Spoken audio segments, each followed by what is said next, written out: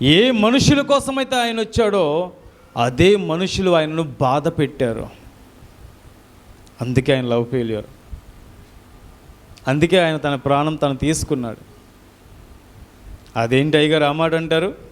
ఆయన్ని సిలువేసి సిలువలో కొడితే కదా ఆయన ప్రాణం పోయింది? కాదండి. ఏ వ్యక్తినైనా సిలువ వేస్తే ఖచ్చితంగా 18 గంటలు బ్రతుకుతారంట.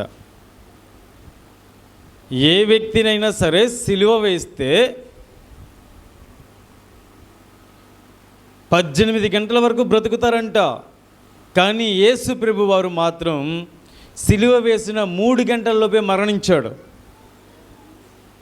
రోమన్ సైనికులు ఆయన్ని పక్కలో పొడిచారు కదా, ఊరకనే పొడవలా.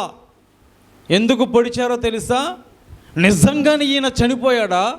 ఎందుకంటే